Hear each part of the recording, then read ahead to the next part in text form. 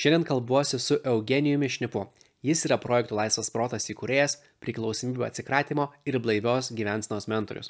Pamenu, kaip susipažinome Sąmoningumo festivalyje ir netrukus atradome bendrą temą – pagalba kitiems ir kaip efektyviausiai tai padaryti.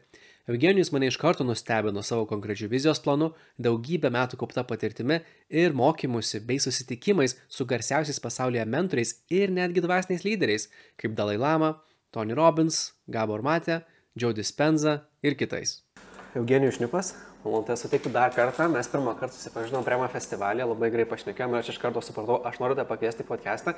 Ir kuo greičiau, bet tu man pasakėjai, ne, palauk, aš turiu savo, kaip sakant, viziją, aš turiu savo planą, Laisvas protas, Instagramo paskyra, pradėti komunikuoti, pradėti, šiandien, savo idėjas kleisti ir tik tada, kai jos įsivažiuos, tada ateisiu pakalbėti. Ir aš buvau toks, žmogus žino, ką daro. Nu gerai, nepušinsi, nes visi kiti tai buvo tokie, jo, atvarysiu, tada ir tada, o tu labai aiškiai žinai, kada, kaip, kur ir aš toks, okei, cool. Šitas žmogus, kaip sakant, labai turi aišku planą. Tai va, aš ir noriu paklausti, kaip tau sekasi tas planas? Okay. Dėkui, kad pakvietei mane, Andriau. Tai aš atsimenu tavo pokalbį su manimi ir tu mane bandėjai challenginti. Ir aš kai pradėjau vardinti savo tą visą roadmapą, kaip aš matau, savo viziją ir taip toliau, supratau, kad viskas yra gerai. Tai prasidėjo, pavadinkime taip, rugsėjo 1 startavau, jau drąsiau kalbėti apie tai, gal viešiau ir taip toliau. Sekasi gerai, dar nesu jungęs tos, pavadinkime, jau paskutinės pavaros, step by step, žmonės man rašo, kreipiasi ir matau, kad šita tema yra labai svarbi, aktuali, nes man pačiam buvo aktuali, tai mano vaikystės patirtis, mano paties patirtis su priklausomybėmis ir aplinkoje sutinku labai daug žmonių. Tai vad, kodėl ir nukrypau į šią kryptį, nes pamačiau visuomenėje yra daug žmonių, kurie yra priklausomi, kurie galbūt yra slengstyje link priklausomybės, bet nežino, ką daryti, kur kreiptis ir taip toliau. Žmonių daug, o specialistų yra mažai. Ir supratau, kad šita tema yra labai svarbi, aktuali, ypač dabar ir vėliau irgi bus dar daugiau tos temas priklausomybių temomis, nes prasideda yra socialinės medijos, scrollinimai ir taip toliau, ne tik tai alkoholis, rūkymas, narkotikai, bet irgi yra tas žmogaus, pavadinkime, jau vartojiškumas. Tai kuo toliau, tuo bus daugiau. Tai reiškia, reikės daugiau specialistų, daugiau švietimo. Bet aš klausau tavęs ir man iš karto tokia mintis, iš tikrųjų, kaip sunku savo pripažinti, kad aš turiu priklausomybę.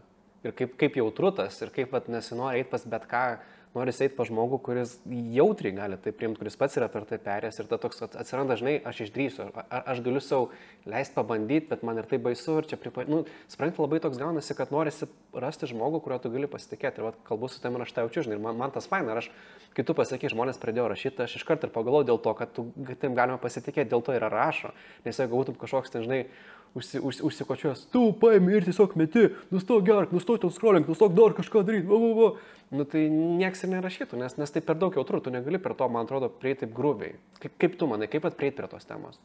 Visiškai teisingai, visų pirma, tu paminėjai žodį, reikia pripažinti.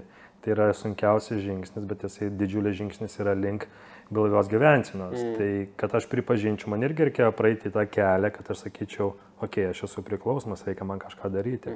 Bet tai man užtruko ne 1 metus.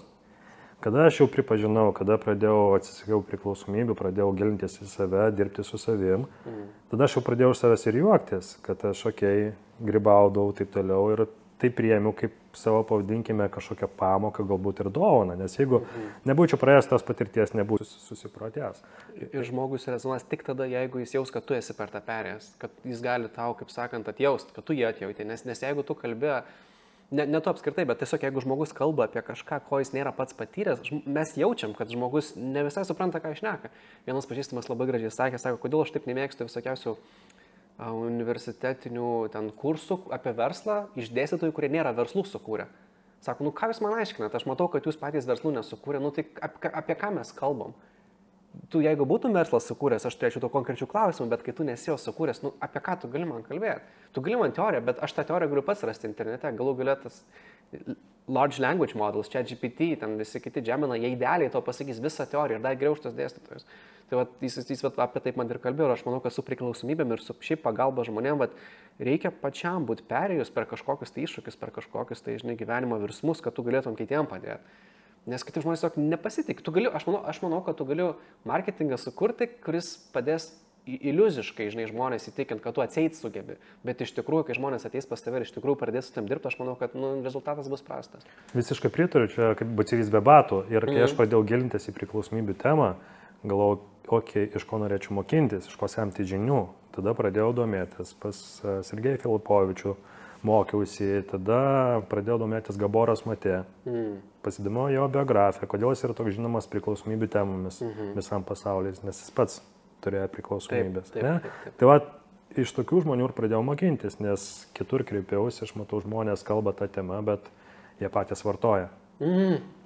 Saikingai vartoja, patys vartojantis ir taip toliau. Tai ir paskui man kažkaip, nesusiję. Jeigu aš noriu sportuoti, aš ateinu sporto salę pas trenerį, aš noriu, kad tikriausiai jisai pats ir gyventų tom ir atrodytų taip. O jeigu treneris, kuris, atrodo, apkūnus taip toliau ir nesilaiko, tai man iškart kažkokia nesutampa žodžiai su veiksmais.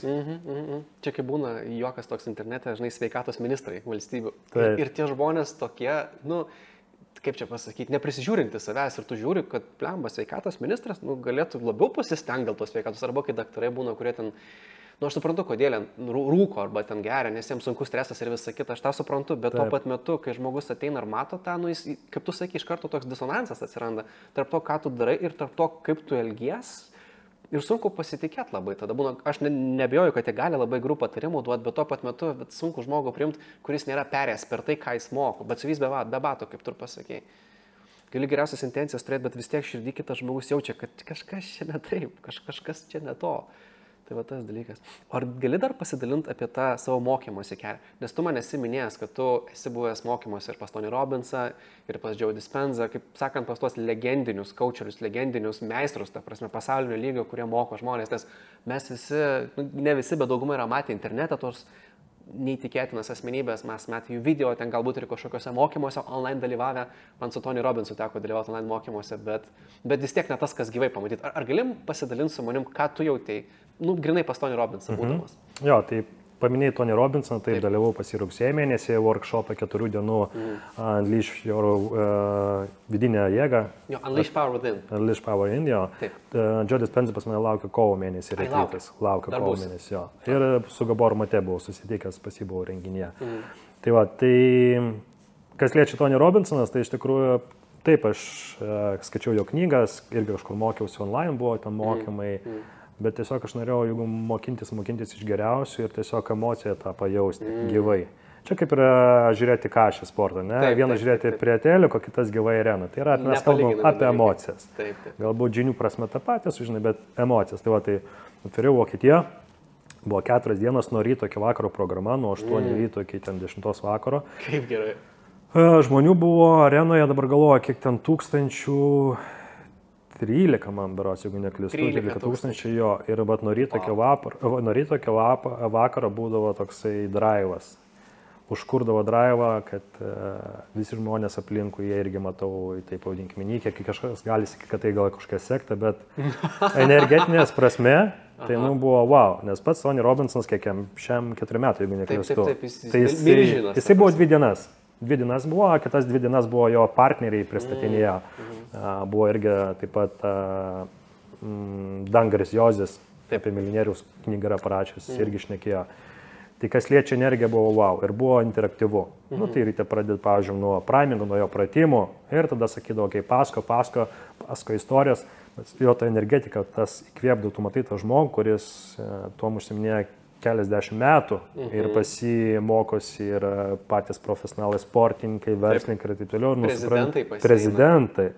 Nors supranti, kad tas žmogus šalia tavęs, aš sėdėjau biškiai aukščiau, bet vis tiek ta energetika, jis nuo manęs buvo keliasdešimt metrų, pavadinkime, ne? Nes kas buvo arčiau jo, tai jis ten prieidavo ir su kažkuo pakalbėdavo, papyčindavo. Tai ta energetika, tikrai nesu kažkur patyręs. Įsivaizduotum energetinę prasme, kad žiūri kažkas sporto varžybas ir visas varžybas maksimaliai yra energija. Nuo pirmos iki paskutinės minutės, nes dažniausiai per sporto varžybas nebūna taip, būna kažkam bangom, o ten pas jį ta tokia visuomet atmosfera. Tai kartais atrodo keičia tas amerikaniškumas yra, bet kaip kitaip išlaikyti tą energiją. Tai energija, plus taip pat buvo gerai prisimintas visas praktikas, jisai kalbėjo apie esminius bazinius dalykus, tai yra įsitikinimai. Pradirbinėjame įsitikinimus, peržiūrime įsitikinimus, žodžiai. labai svarbu, kaip mes kalbam, ką kalbame. Nes tie patys posakiai, būkim biedni, bet teisingi, jau tu save programuoji. Jau programuoji. Tai vat per žodžius, įsitikinimus, tada aišku buvo jau tas dienos planas, kaip turėtum gyventi, mytyba, apie mytybą pasakojo detaliau, aktyvitės, sportas, šaltas dušas, ar ten vonios, taip toliau. Iš kur energijos pasisemti?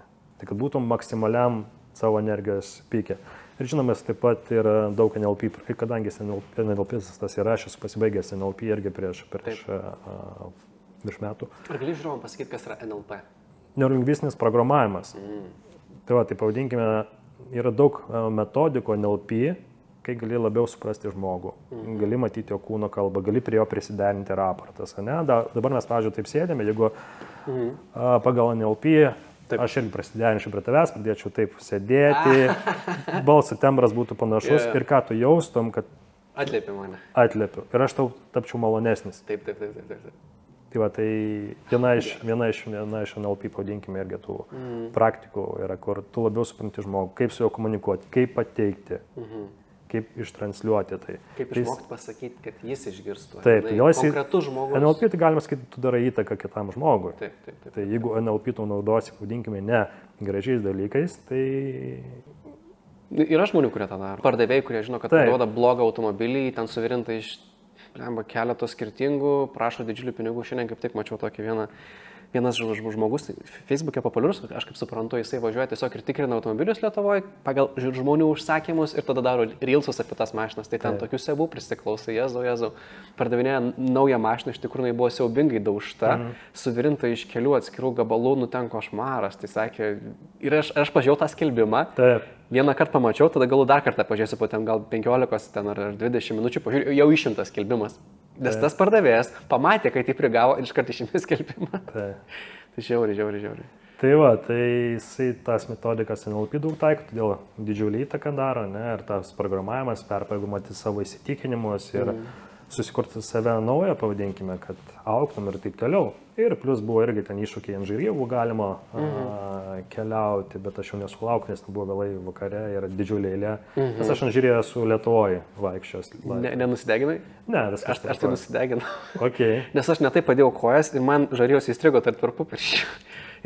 O man sakė, reikia eiti tam tikrų būdų, nebėgtų, aš ten įsigandęs, panikuodamas prabėgau, man prilindo.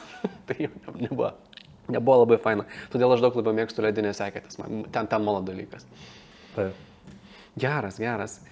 Ar esi pastebėjęs, po Tony Robinsono, kas tavo gyvenime, ar atėjo kažkoks tai matomas pokytis, ar atėjo kažkoks tai lūžis, ar čia buvo labiau kaip kažkoks papildymas tavo, pavadinkim, pokyčių taurės, kuri kažkada vėliau persipildė ir ten įvyko kažkas. Kaip tu jautiesi po viso to renginio? Energetiškai man reikėjo to tokio būsto, pavadinkime, nes... Būsto? Jo, nes... Impulso? Jo, impulso. Nes jo įrankius jau žinau anksčiau, susipažinęs, kad kažką naujo labai sužinočiau, nepasakyčiau, nes anksčiau esu skaitęs jo knygas, pas kitus mentorius mokinėsis, tai vis tiek daug mažkai, kur yra panašios praktikos. Tai bet iš energetinės prasmės, iš to tokio būsto spyrio, kad toliau eiti to darymą, man tuo laiku labai reikėjo. Supratau. Tai va, tai iš to tokios, padinkime, energetinės pusės, būsto ir pamatyti vieną pasaulio, sakykime, garsiausius savo temos žmonių, tai tas yra wow. Aš tai manau, kad jis pats garsiausias. Aš nežinau, kas iš viso tame. Dispenser, aš sakyčiau, numeris 2. Bet dispenser patekė kitaip, per meditaciją daugiau. Jis kitaip, bet aš manau, kad jisai tokio pat masto, toks milžinas, žinai. Bet vėlgi čia mano, žinai, man asmeninė perspektyva. Tai buvo mano viena iš svajonių, kaip ir buvo svajonė pamatyti Dalai Lamą, tas pas, tai taip ir Tony Robinsoną kažkada užsirašiau, noriu gyvai su Tony Robinsonu pasimatyti. Tai ir varnelę užsidėjau čeklistą, kaip sakant, ir nice. O kalbant apie Dalai Lamą, esi minėjęs, kad buvai lankėsi. Kaip palygintum su Tony Robinsonu? Ar lyginasi, kas ten vyko? Skirtingi dalykai, kaip yra sunku palyginti Tony Robinsoną su Gabor Mate, kada gyvai buvau matęs. Skirtingos energijos, skirtingi žmonės. Tai Dalai Lama pernai buvau Indijoje, keliavau ir mano buvo gimtadienis gruodžio mėnesį ir kažkaip irgi mano svajonė buvo gyvai pamatyti Dalai Lamą. Ir aš prieš tai domėjausi, kad Google parašiau, noriu pamatyti, susitikti su Dalai Lama, ką man reikia daryti. net ne čia GPT, o tiesiog Google parašiau. Ir man kažkur ten performance atsakė, gavau mailą, parašiau mailą, neatsako nieko. Tada Vilniuje yra Mahamudro parduotuvė, tokia Basnavičiaus gatvė, sąmoningumo. Tai va, ir pamačiau nuotrauką šeimininkės su Dalai Lama. Ir sakau, o, balabas, kaip susitikai su Dalai Lama? Sakau, va, parašiau mailą tokiam žmogui, ten jo buvo administratorius, man atrodo. Ir aš tada parašiau mailą, kad žiūrėk, būsiu Indijoje, noriu pasimatyti. Ir sako, sorry, tom dienom nebus jo, bet man pasiūlė kitas dienas. Ir tada susiderino, atsiunčiau savo dokumentus. Ir viskas. Ir tada gruodžio, ten buvo, man atrodo, 5 diena prieš metus laiko. Nuvykau. Ten patikra žodžių kaip oro uoste yra. Atiduodė, ryte atėjau, 9 man atrodo ryto, visus daiktus atiduodė, patikrina ir tada atsistoja eilė ir laukia. Ir eilė pasiskirsto pagal šalis, iš kur esą žmonės. Tai pirmoji eilė buvo tie, kurie, man atrodo, yra iš Indijos, antroji iš kitų šalių, o tretieji buvo tie, kurie buvo iš Nepalo. Ir viskas, tie apsauginiai su kostiumais, kaip per Matricą filme, ir laukia, ir žiūri, atvažiuoja Dalai Lama su golfo mašiniuku, atveža jį. Ir jisai atsisėda, va taip per vidurį. O ten tokia eilė eina ir po kiekvieną pakviečia žmogų. Ir tai sako, jo, tai va, o iš šono vienuoliai ir jie tada fotografuoja. Ir prieš tai Dalai Lama, wow, aš galvau, ką aš norėčiau pasakyti, aš buvau užsirašęs klausimų ir taip toliau. Bet kai atėjo tas momentas, sako, Eugenius from Lithuania, your turn, you know. Ir aš pamatau va, priešai save Dalai Lama. Man atrodo, tuo metu jis kažkoks dievas mano, ne? Ir tada tie visi klausimai, kurie buvo pas mane galvoje, kažkur dingo. Ir aš kaip mažas vaikas tiesiog pradėjau juoktis. Kažką ten, ten Dalai Lama, ten Holinės, ten pradėjau kažką, pradėjau grybauti. Ir jis tiesiog ten šypsosi, žvengia, ranką ant galvos man padėjo. Tai tas momentas toksai, užtruko tikriausiai, nežinau, ten sekundžių, gal kokių 20-15, bet man atrodo, tuo metu sustojo visas gyvenimas. Ir ta prasme, tas momentas, kai tu matai, bandai suprasti, ar čia realybė, ar čia filmas kažkoks. Nes vis tiek ne kiekvieną dieną sutinki tokį žmogų. Ir jo, tai va, ir wow, buvau labai excited, labai susijaudinęs, labai laimingas. Tai va, tai padėkau jam ir tada ir viskas. Ir tada duoda tokį voką, kur jo nuotrauka yra. Ir nuotrauka, apyrankė tokia, tai va. Kaip įdomu. Jo, tai va, su Dalai Lama pavyko ir paskiau aš dar tripinau po Nepalą iš Indijos. Nes jisai būna kartais keliavo kažkur po kaimelius, miestelius. Ir buvau vienoje šventykloje ir sako, kaiminystė yra Dalai Lama. Sakau, o, vėl jis atvažiavęs yra. Bet buvo pietų metais, tada ilsėjęs, tai nebuvo galimybė pamatyti antrą kartą. Tai va, tai viskas gyvenime yra įmanoma ir aš buvau užsirašęs tas svajonę, pamatau Dalai Lama ten 26 metais. Prieš porą metų rašiausi. Ir tuo metu man atrodo, tai yra big deal. Bet kai viską darai, kai nori labai ir atrodo, tikrai nėra sunku taip. Aš ir pastebėjęs, kad visata atsiunčia tau galimybę pasiekti savo tikslų svajonių, bet jinai atsiunčia galimybę, jinai neišpildys. Ir tuo metu tu turi priimti sprendimą, ar aš iš tikrųjų čia einu ar ne. Ir esu matęs, kaip ir nuplaukė man tos galimybės, esu matęs, kaip ir atėjo, o dabar arba niekad. Nežinau, ar tikrai niekad, bet dabar yra tikrai galimybė. Ir jeigu dabar imsiuos veiksmo, šito konkretaus aš tą ir pasieksiu. Ir pasieki. Ir taip, pasirodo veikia šitas dalykas. Bet tu turi tos energijos, turi to impulso, to intencijos, kaip mes kalbėjom apie Tony Robbinsą, kaip jis pakrauna, įkvėpia tave kažkokiem veiksmam. Ir tada su ta energija tu gali paimti ir padaryti tą veiksmą, nes kartais atrodo, kad viskas kaip ir vietoj, kaip ir laiku, kaip ir galėtum, bet tos aktyvacijos energijos trūksta, tau ir žmogui sunku priimti kažkokį tai sprendimą, kažkokį tai veiksmą. Aš nekartą girdžiu, kaip žmonės iškeliauja į kažkokius tai mokymus, į kažkokias tai užsiėmimus, į kažkokias tai keliones, pasisemia energijos kažkokios ypatingos ar kitokios, ar nustoja gal ją švaistyti kasdieniam gyvenime, kaip ant švaisto, tarkim, scrollindamas ar dar ką nors, ir staiga pokštą atsiranda kažkokie pokyčiai. Tai kalbant apie tą ėjimą iš priklausomybės, ar ne? Kaip tą pradėjo daryti? Aišku, kiekvieno situacija individuali, bet ar tam reikia daug energijos, apie ką mes dabar kalbam, man reikia sutikti kažkokių tai ten dvasingų žmonių, kad jie tau padėtų, kaip galima tą pradėti daryti? Tai visų pirma, kas tai yra priklausomybė? Tai yra priklausomybė, kas yra, kai žmogus trokšta medžiagos arba elgesio. Medžiaga gali būti narkotikas, alkoholis, tabakas, elgesys, tai shoppingas, gamblingas ir taip toliau. Gauna kažkokį trumpalaikį malonumą, tada išsiskiria dopaminas. Ir nepaisant to, nepaisant kažkokių neigiamų pasiekmių ir praranda kontrolę. Tai reiškia troškimas, trumpalaikis malonumas, kančia, neigiamas pasiekmes ir kontrolės praradimas. Tai va, tų priklausomybių yra daug, todėl yra priklausomai, vienas žmogus gali būti jau labai, pavadinkime, įklimpęs, kitas žmogus yra tokie skaitosi etapai, ant kiek žmogus motyvuotis keistis. Tai pirmas etapas skaitosi prieš apmąstymo etape, kada žmonės mato tik tai privalumus tame vartojame. Jis tai dar nemato minusų. Nemato minusų. Tai tokiam etape žmonėms sunkiau kažką keistis, nes jiems atrodo, jiems viskas gerai yra. Jie kartais išgeria, ten prisigeria, nenueina darbą, jiems tai nėra kažkas... Ne problema. Tai jie nemato tame minusų, todėl šitame etape jie gali užstrigti. Ir dabar dažnai žmonės šitame etape su jais kaip bendrauja, kaltindami, bet jiems iš karto atmetimo reakcija, gynybinė reakcija. Ir jie nesupranta. Su tokiais žmonėms reikia bendrauti, pateikiant kažkokius faktus, bet nekaltinant, o daugiau klausiant. Kaip galvoji, kaip jautiesi? Žiūrėk, Petrai, užgėrė taip ir taip, ne? Kokia tavo nuomonė yra? Nes visuomenėgi jie toleruoja tą vartojimą. Taip. Ir normalus dalykas. Taip, truputį viskas gerai. Tai jis tam pirmam etape. Antras etapas būna, kada žmonės yra apmąstymo etape, tai yra minusai ir pliusai mato. Lyginasi, tada pradeda, suprantu, kad alkoholis man nepadeda, norėčiau mesti. Bet blemu, kartais faina išgerti alaus. Ir prasideda toksai ambivalentiškumas, vadinamas dvejopi jausmai. Tai šitam etape labai svarbu žmogui parodyti, kad yra kad yra daugiau minusų, to daugiau žalos duoda, negu privalumų. Ir kada jisai supranta, kad jo tas balansas yra didėja, pavadinkime, daugiau minusai, jis tada jau artės prie to, pavadinkime, planavimo, kažko norėsis užsimti, galbūt paskaitys knygą, galbūt ten man parašys, galbūt kreipsis į anoniminius alkoholikus, jau kažkur bus pats veiks. Aš nekalbu, kada kiti per prievartą būna priverčia žmonės, aš kalbu, kada pats žmogus supranta. Ir tada pas jį atsiranda tos mintis, galbūt aš esu priklausomas, galbūt nepriklausomas. Bet iki to daeiti gali užtrukti metai laiko, 2, 3, 5, 10 priklauso nuo žmogaus, priklauso nuo priklausomybės. Ir tada yra planavimai, kada prasideda kažkoks veiksmas ir tada tas vadinamas action, kada jisai veikia. Galbūt meta rūkyti, meta ten alkoholį ir taip toliau, ir tada ta vadinama priežiūra yra. Bet vėliau, kas gali atsitikti, yra atkričiai, kaip ir pas mane buvo atkritis. Taip, tas atkritis visiems ir būna. Savaitę laikausi, 2 savaitės laikausi, viskas gerai, viskas fain ir staiga pyst vėl grįžti.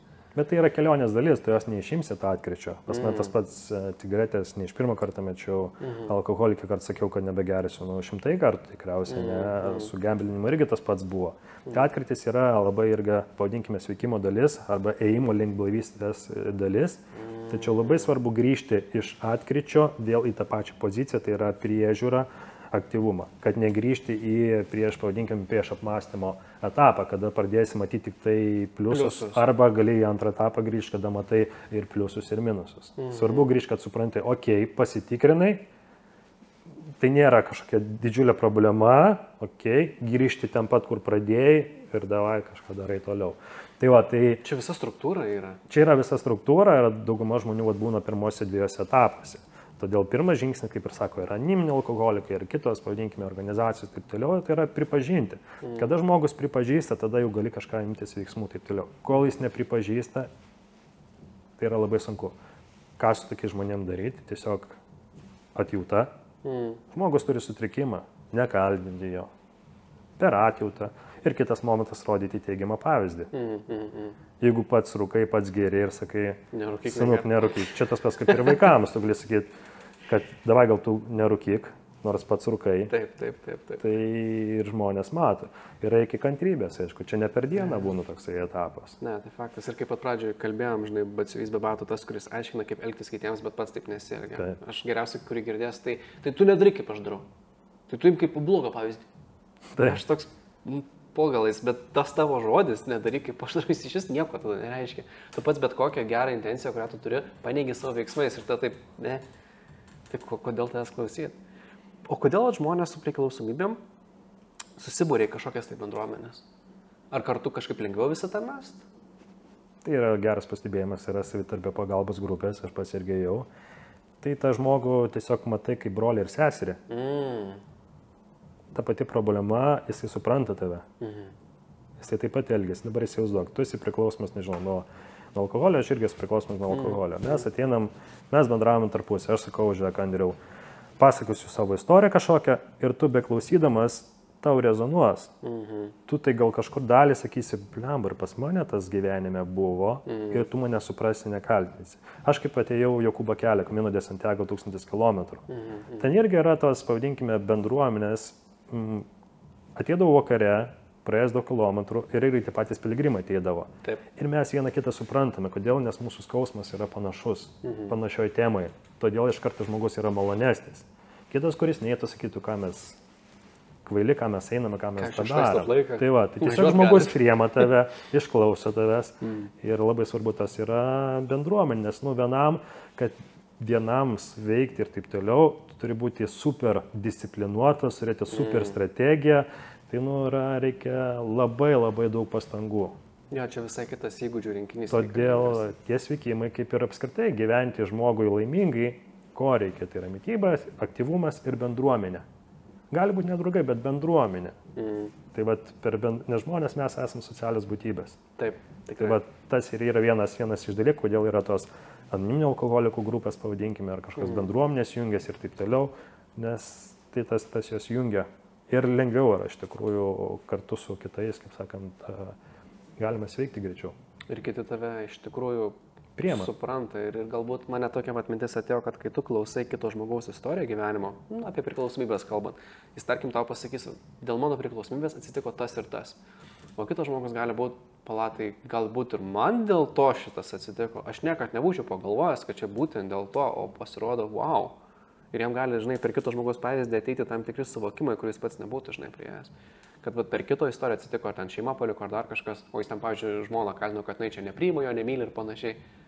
Tas papasakoja kitas, kad žmona paliko, nes aš ten nežinau, išvaistydavau šeimos pinigus, ten negražiai elgdavausi, dar ką nors. Ir tas kitas ima suprast, tai gal aš kažką, galbūt čia aš kaltas, o ne. Nes būna žmogus disociacijai. Jo. Kada savėje buvo, kaip yra nepripažįsta žmonės, nes jie asociacija asociuojasi su savim. Jiems netrodo problema. Ir tada ateina žmogus, kuris turi panašią kažkokią patirtį, pavadinkime, ar sutrikimą. Taip. Ir stebi jį, kaip jis kalba, tada jis yra jau disociacijai ir tada kitaip pradeda galvoti, jisai pamato save. Kaip veidrodis, pavadinkime, ne? Ateina prieš tave, paskui ir, pas mane irgi tai buvo gyvenime, galbūt aš irgi tada. Tada atsiranda kažkokios tas mintis, tas, pavadinkime, dvejonės kažkokias galbūt ir pamato tą yra žalą.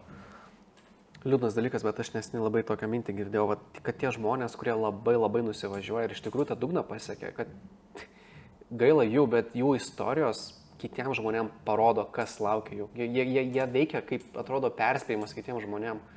Ir kažkaip liūdna taip galvot, bet iš tikrųjų tai kažkaip taip ir atrodo, kad tam tikri žmonės atrodo siaubingus dalykus padaro tam, kad kiti pamatytų, kas bus, jeigu tu taip pasielgsi. Čia kaip pažiūrėsi, kaip pasimsi tą informaciją, kaip Donaldas Trumpas, jis irgi nevartojo alkoholį, kodėl nes jo brolis mirė nuo alkoholio, buvo priklausomas. Taip. Ir šeima buvo pasijo priklausoma nuo alkoholio. Tai jis pamatė pavyzdį ir jam viskas. Jam tas... Niekad. Todėl kaip paimsi tą pavyzdį? Kaip panaudosi tą informaciją? Kaip pritaikysi? Jo, vakar kaip tik su draugu vienu kalbėjau apie tai, kad vieni žmonės iš šeimų, kuriuose, tarkim, tėvai alkoholikai niekad negeria, o kiti kaip tik irgi tampa alkoholikais. Vieni iš tokių šeimų, kur vyksta ten, toksiški santykiai, niekada nebus toksiški geriausi žmonės, o kiti kaip tik patys toksiški pasidaro. Ir jis atpasakojo, kaip jo buvus pana, irgi jai teko dalyvauti toksiškuose santykiuose, bet jinai pati su juo labai toksiškai elgėsi. Dabar mes šakės ir kaimi galvot, kad vieni kažkaip sugeba atsispirti nuo tų neigiamų patirčių ir niekada taip nedarysiu, čia pavyzdys, kaip niekad negalima elgtis, o kiti, atrodo, ima kartoti ir tą patį daryti. Ar čia sąmoningas sprendimas, kaip tu galvoji? Priklausomai nuo situacijos, bet vis tiek dar yra kiti kažkokie faktoriai, aš manau, aplinkiniai ir taip toliau, kur auga ir taip toliau. Tai nėra taip, kad yra brolis sesė ar brolis, tom pačiom atrodo sąlygom auga, bet galbūt vienas brolis vaikšto, nežinau, į mokyklą, kur klasiokai sako, davai, sinuk, parūkom taip toliau, tai jis tada praslysta. Plus yra kažkokios traumas, kaip ir Gaboras Matė sako, priklausomybių šaltinis yra trauma. Yra kažkokia vaikystės trauma. Ta trauma gali būti neženkli, bet tam žmogui bus didžiulė trauma. Ir tas vartojimas yra kažko užpildymas. Užpildymas trūkumo, meilės, pavadinkime ir taip toliau. Nes, vartoja žmonės ne iš gero gyvenimo, kas sako, čia pasilinksminti, kažkokį užpildyti tuštumą. Tikrai taip. Tai ta trauma kur gali būti? pačioje vaikystėje, galbūt, nežinau, verkia vaikas, tėvas, mama nepamatė, arba daug dirbo, kad ten uždirbti ir prižiūrėjo galbūt ten auklę, taip toliau. Arba daug yra tų būdų, kaip gali atsirasti trauma, kaip pas mane atsirado ta trauma vaikystės, buvo tai ko pasika ir prasidėti tada vartojimai. Tai dauguma iš mūsų turi traumą, bet nereiškia, kad visi bus priklausomi, čia irgi. Bet visi priklausomi yra su vaikystės, pavadinkime, kažkam traumomis. O kaip yra su priklausomybių paveldimumu? Aš esu girdėjęs epigenetiškai, kad jeigu ten seneliai užsimdavo tam tikrais dalykais, yra šansų, kad ir tavo anūkai tau to užsims. Kaip ten yra šitie dalykai? Šitą temą labai diskutuojama yra. Aš dabar iš tikrųjų pats atlikau testą dėl savo genofondo, pasižiūrėti, laukiu atsakymų, bus įdomu pasižiūrėti, bet vieni sako, kad yra genetika lemia 50%, kiti sako, kad yra genetinis polinkis į priklausomybę. Gaboras Matė sako, kad nėra nei vieno geno, kuris lemia priklausomybę. Kiti faktoriai ir jų bendra sąveikė lemia priklausomybę. Nes dabar įsivaizduok, mes būtumėm broliai, gimstame, ne? Jo. Mūsų, pavyzdžiui, ten, nežinau, ten tėvai, seneliai priklausomi buvo ir aš, nežinau, išvažiuoju gyventi į Saudo Arabiją, kol alkoholis nėra vartojamas. Taip. Tai aš ten tapčiau priklausomų nuo alkoholio. Nes nėra galimybės tiesiog. Nėra galimybės ir ta visuomenė netoleruoja. Čia yra kiti faktoriai daugiau lemintis. Tai va, aš daugiau tikiu, kad tai, nes pas mane giminiai daug buvo priklausomų nuo alkoholio, ir tėtis buvo irgi priklausomas nuo alkoholio. Tai ar tai genetika lemia, kad aš tapau priklausomu? Aš nenorėčiau, nes kai sakai, kad genetika, tu save laikau tokia aukos pozicija. Jo, kad aš nekaltas, čia kaip sakant, už mane buvo nuspręsta, aš nieko negaliu padaryti. Taip. Aš perleidžiu visą galią ir sprendimo priimimą kažkam. Taip. Tai va, tai čia yra labai diskutuojama, sakau, šitą temą, sako, vieni genetika yra, kiti genetinis polinkis. Gaboras Matė sako, kad nėra genetinio fondo, mokslininkai nėra ištyrę, kad va, tu būsi priklausomas. Tai kad tik galvoju, kad šitas tyrimas įrodo, kad genetiškai žmogus linkęs ir priklausomybė, jis toks labai pateisinantis, žinai, ko gal nereiktų pateisinti, nes jei tu pateisini, redinasi tu atimi iš savęs galimybę ir visą jėgą kažką pakeisti. Taip. Nes jeigu kaltai kiti, bet ne aš, vadinasi, tu neturi jokios galios, vadinasi, tu gali tik pykti ir būti bejėgis, tai šakės. Aš prisimenu vieną tyrimą dabar apie, kai tyrinėjo žiurkės ir buvo sukurtas žiurkių rojus. Kaip buvo sudėta daug pelyčių, žinai. Buvo du eksperimentai. Pirmas eksperimentas yra pelė, ne žiūrkė, atsiprašau, pelė narve ir jai du padėti gėrimai. Vienas yra vanduo, kitas yra heroinas su vandeniu. Taip. Ta pelė, kaip sakant, jinai viena ten sukasi, pradėjo, žinai, tą heroiną gerti, o ne vandenį, prisigėrė heroino, žinai, ir nugaišo, ar ne, iškeliavo į kitą pasaulį. Ir mokslinis tyrimas buvo parašytas, kad pelės labiau linkia ten svaigintis ir tapti priklausomos, o ne, žinai, natūraliai, žinai, sveikai save išlaikyti. Ir dėl to žmonės irgi labai tiesiog linkia, jeigu tu jiems suteiksi galimybės, jie visi tos priklausomi.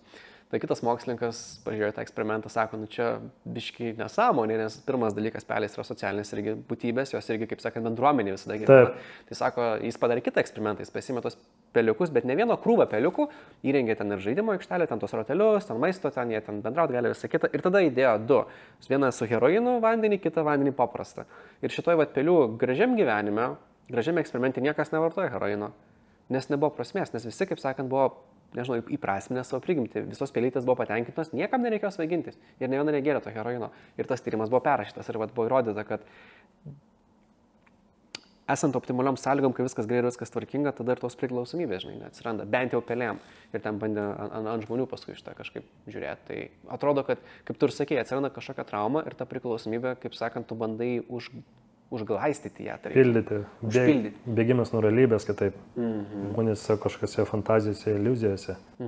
O radus tą traumą, ar ta priklausomybė paskui dingsta? Jeigu randi ir išsprendė? Bet pirmą geriau reikėtų su priklausomybė pradirbti.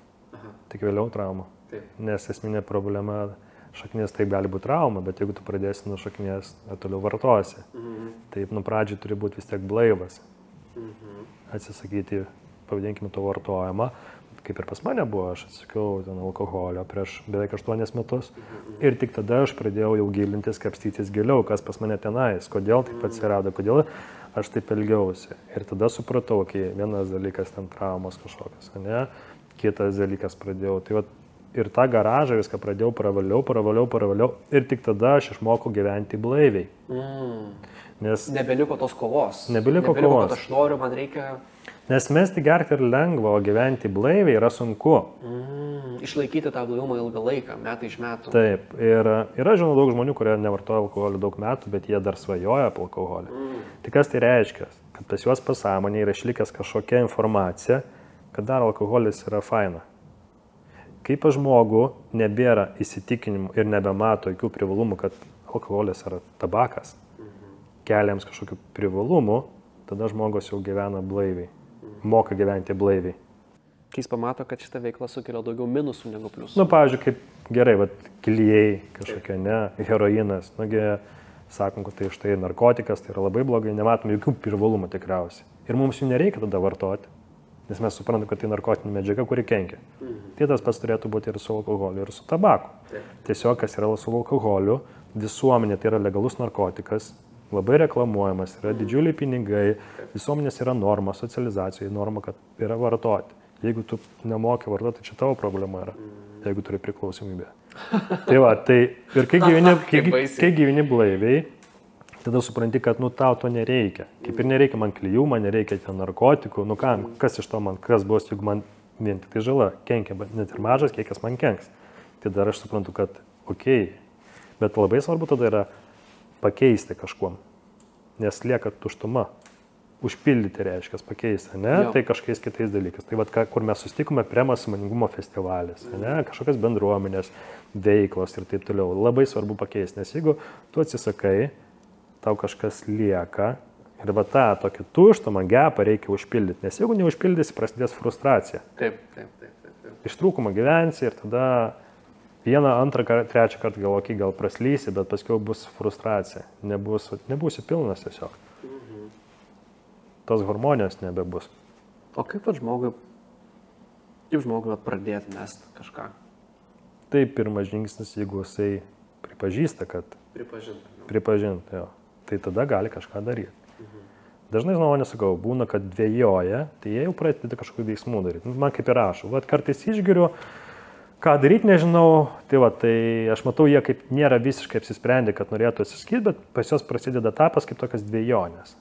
Tai jau kreipiasi kažkur. Okay. Jau yra pasėta tam tikra sėkla. Tai nereiškia, kad jie iškart sekančią dieną atsiskis ten alkoholio arba tabako, bet jie jau pradeda imtis kažkokių veiksmų. Tai ką reikia daryti? Kreiptis į specialistus. Metodikų yra įvairiausių ir nėra nei vienos, nei geros, nei blogos, nes tai esame skirtingi žmonės ir skirtingos yra metodikos. Vieniems veikia Šičko metodas, tai yra rašymas. Kitiems veikia kodavimas, kitiems veikia hipnoterapija, kitiems veikia Alino Karo metodas, kitiems veikia anoniminiai alkoholikai grupės. Tai va, aš esu išbandęs įvairias metodikas. Man vienur Alino Karo knyga padėjo, bet aš paskui vėl pradėjau rūkyti. Kitur savitarpio pagalbo grupės padėjo. Tai va, tai reikia, kaip sakant, kreiptis į specialistus, geriausiai tie, kurie turi ir kompetencijų ir praktinės patirties tame. Taip, kaip ir kalbėjau. Jo, tai va, ir tada jau žmogus galėtų nukreipti tiesiog. Supratau. Ir ką aš išgirdau, kad kiekvienam žmogui yra tam tikras specialistas, tam tikra metodika. Ir jeigu tau viena nepavyko, nereiškia, kad kita nepadės. Apskritai gal išbandyti kelias ir pasižiūrėti, kuri tau yra efektyviausia. Panašiai kaip ir su psichologais ir su psichoterapeutais. Išbandai vieną, pasižiūri, veikia, neveikia, nueini pas kitą, išbandai kitą, ir kol randi tą žmogų, su kuriuo tau iš tikrųjų, kuris atliepia tavo mąstymą, tavo tas problemas ir gali suprasti ir gali padėti, nes esu girdėjęs tokių situacijų, kai ta prasme vaikšto pas tą patį psichologą metai iš metų ar terapeutą ir kaip nėra rezultatų, taip nėra. Tada žmogus išbando kažką kito ir iš karto pakankamai greitai atsiranda, sako, mane supranta, aš suprantu, kas vyksta. Ir mes iš tikrųjų pokytį padarom, nes man atrodo vis tiek vaikščiot į tas terapijas, pas visus specialistus, tikslas, kad būtų pokytis. Ir jeigu pokyčio nėra, tai aš manau, kartais reikia specialistas iš tikrųjų paimti ir pakeisti. Ar bent jau mažiausiai išbandyti kitą. Ar išbandyti visus galų gale, jeigu nei vienas tau negali padėti, tada jau tavo problema iš tikrųjų, reiškia kažkas viduje ne taip. Visiškai teisingai yra, tai reikia kuo daugiau bandyti, nes tikslas yra koks? Nustoti vartoti, gyventi blaiviai, ne? Taip. O tos metodikos yra tiesiog įrankiai. Galbūt vienas įrankis veikia, kitas neveikia, kitas veikia, trečias neveikia. Čia kaip ir sporte, ne? Jeigu aš noriu raumenų, nebūtinai aš turiu svarmenis kilnoti štangą. Ne, aš galiu ten eiti crossfitą, galiu gimnastiką. Dviračiu važinėti. Tai jeigu būtų, vienas sportas, kai tu užsikačialinti, tau reikia štangą kilnoti. Tai O čia turi pasirinkimas. Galbūt tau štangos nepatinka, bet į crossfitą, ne?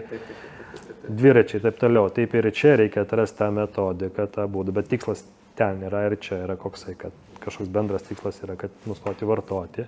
Tiesiog skirtingiams žmonėms skirtingomis metodikos reikalingos. Didžiai dalį nori piliulės kažkokios stebuklingos, jie nieko nenori daryti.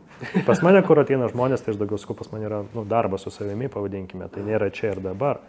Bet jeigu pradirbsi, tada mokėsi gyventi blaiviai, pavadinkime, kaip ir aš. Nebuvo pas mane, kad piliulę gavau. Tas mano darbas, ta kelionė, jinai tęsiasi iki šiol. Nevartoju alkoholį beveik 8 metai. Pradžioje atsisakiau, bet tas darbas gilinimasis su savimi tęsiasi iki šiol. Bet užtat aš turiu, kaip sakant, pavadinkime tą rezultatą, kad moku gyventi blaiviai. O kaip tavo gyvenimas pasikeitė, kai pradėjai blaiviai gyventi? Nes aš klausau ir aš galvoju, tikrai nemažai žmonių pažįstu, kurie kartais išgeria, nieko neprisidirba, kaip sakant, moka gerti, neprisigeria ir jie nemato problemos visiškai tame. Ir aš tada imu galvoti, ar jiems verta mest, ar... tikriausiai, jeigu jie problemas nemato, tai niekur neįmanoma ten padaryti, aš taip manau, čia gal šitas dalykas. Bet kaip pasikeičia tas gyvenimas, kai meti visiškai alkoholį? Kardinaliai pasikeitė. Mano atveju buvo 2016 gruodžio, 2017 sausio 1 aš sakiau viskas, metus nevartosiu. Aš buvau tada... Per naujaką. Buvau Tailandė, tada išvariau į Tailandą, man tada suėjo 30 metų. Taip.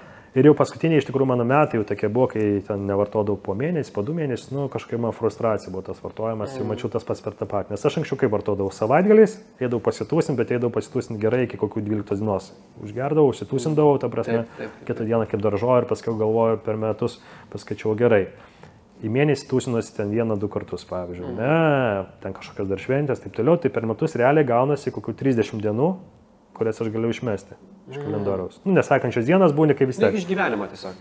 Išgyvenimas jo kaip daržovė. Tai pagalvokit, tai pas mane kalendorius gaunasi trumpesnis, kur aš galėčiau nuveikti kokius dalykus. Tai yra keliauti, sportuoti, kurti kažką, gyventi. Būt žmogu. Taip, tai va, ir tada man ta informacija kažkaip galvoju, ir tada sakau viskas, aš metus dabar nevartosiu ir pasidarysiu savo eksperimentą. Aš mėgstu per savo praktiką žiūrėti. Ir tada viskas, buvau Tailandė, dar draugai atvažiavo, su jais pasitūsinam per kalėdas ir per naujaką viskas ten, 31 dieną dar ten išgėriau viską ir paskui viskas nuo sausio 1 metus negersiu. Tai susilažinimo iš pradžių sako, aišku, ką tu čia nusišneki, palaikymas kaip dažniausiai būna iš draugų. Ir pradėjau sausio 1, man iš pradžių buvo toksai iššūkis, faino, žiūrėme, tada likau Tailandė, tada sausio 10 išvariau vienuolyną gyventi. Su tailandietė tada susitikinėjau, tenais dar gyvenau ir tada į vienuolyną išvariau budistinį 11 dienų gyventi. Tai prieš tai neturėjau kažkokios praktikos meditacijų, tada ir buvo noras važiuoti į Tailandą, kažkokią, pavadinkime, dvasinę kelią ieškoti.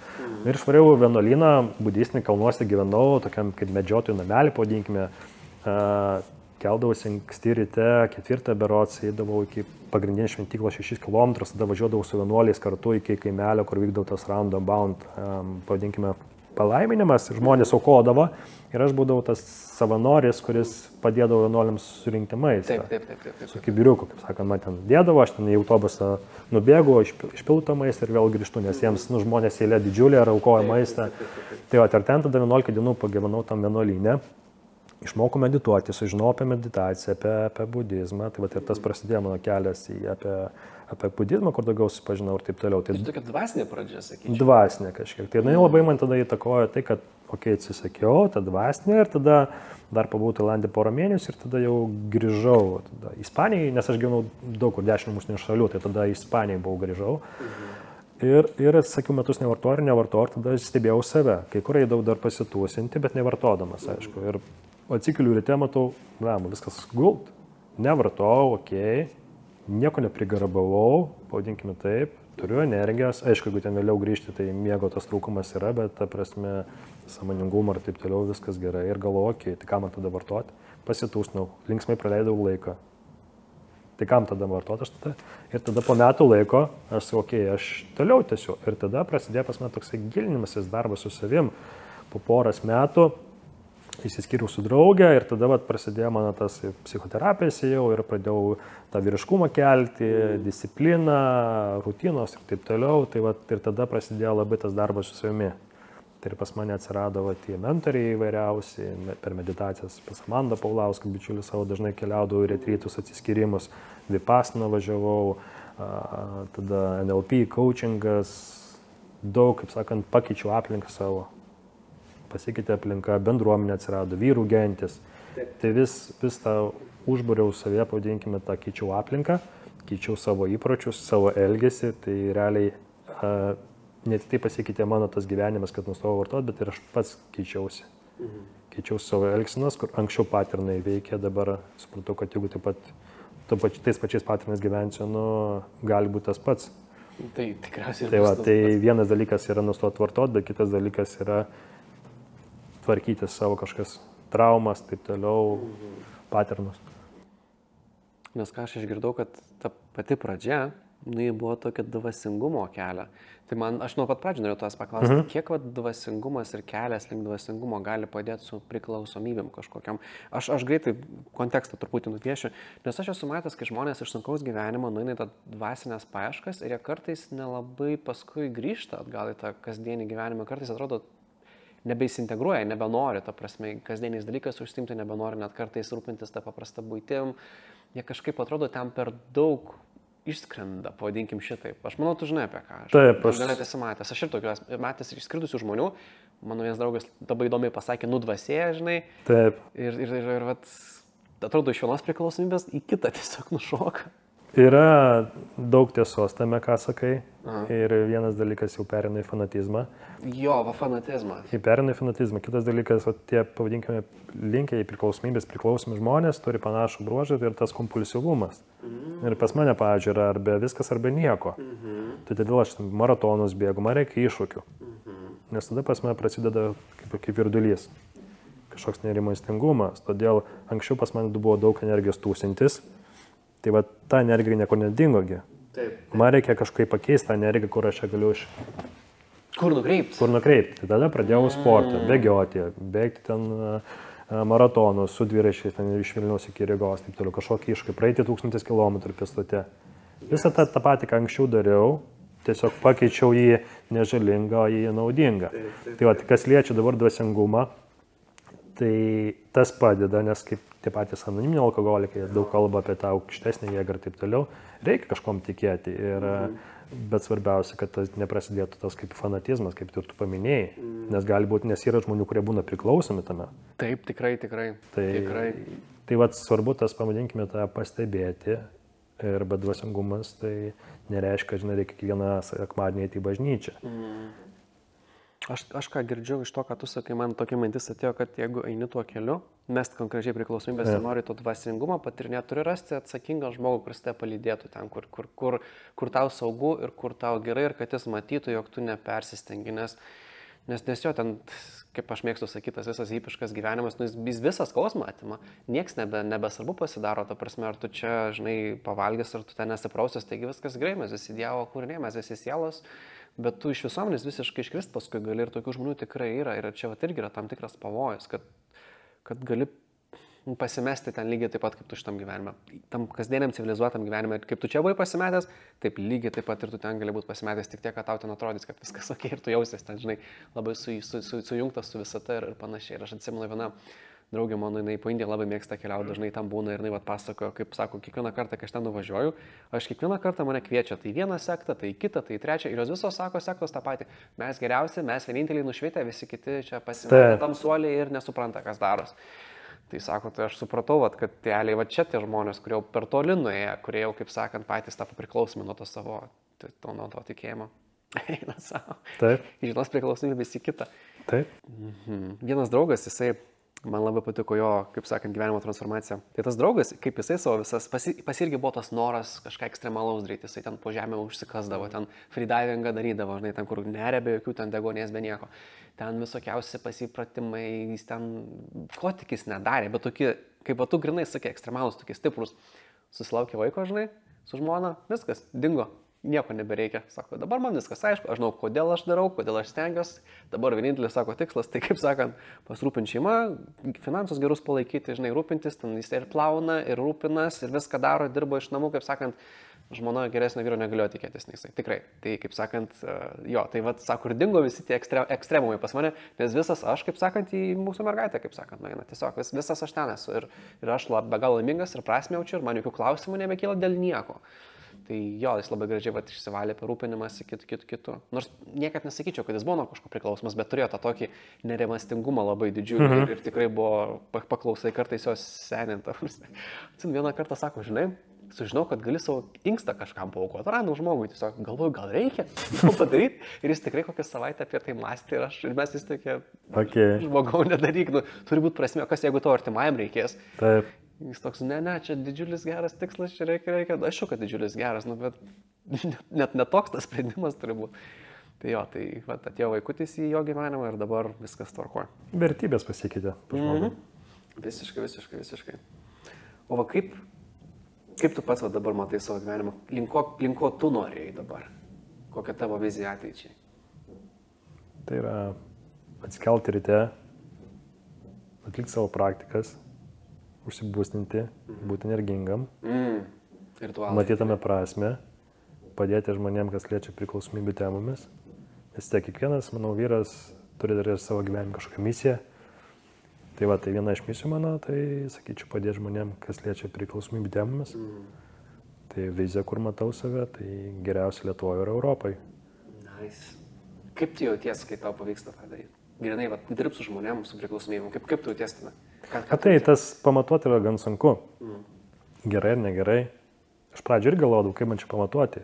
Kažkas pabendravo su manim ir ten su manim, kas sakom, padirbėję atsisako, kažkas neatsisako. Bet tai yra daug faktorių, nuo ko gali įtakoti. Tai ne tik tai nuo manęs. Aš daugiau esu, kaip pavadinkime, kaip knyga. Tu nusipirki knygą, tu ją gali perskaityti. Bet jeigu nieko nedarysi, tai jinai bus neveiksminga. Tačiau tu knygą perskaitysi ir tais instruktažais naudosis, kad parašyta, žiūrėk, nori būti milijonierium, ne? Taip. Ką reikia tau ten? Per 7 metus gali būti milijonierium, tačiau reikia tik tos veiksmus. Kiek iš žmonių perskaitę knygą atlieka veiksmus? Mažuma. Tai va, tai todėl ar sakyti, kad knyga neveiksminga?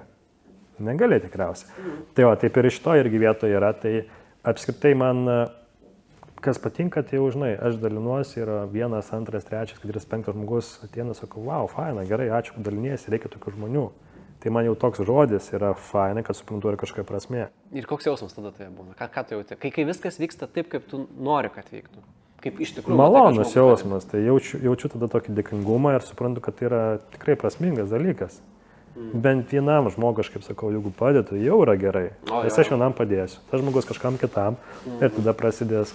Tas patikras pokytis. Jo, iš lūpų į lūpas. Nereikia norėti, žinai, visiems. Nes, kažkam visiems negalim padėti. Visiems negalim. Todėl Jėzus visiems negalėjo padėti. Todėl galbūt ir kažkas nesikreipia mane, bet mato tiesiog mano videos, reelsus, jau sako, jiems padeda. Tai va, tai tas dalykas yra, kur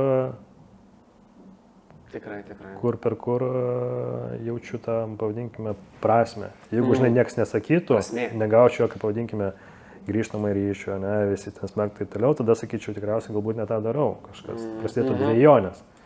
Bet kaip gaunu tai, o kas galutinis rezultatas galbūt, žinai, neiškart atsisako alkoholio arba ten narkotikų ir taip toliau. Tačiau už tą sėklą sėjau. Taip.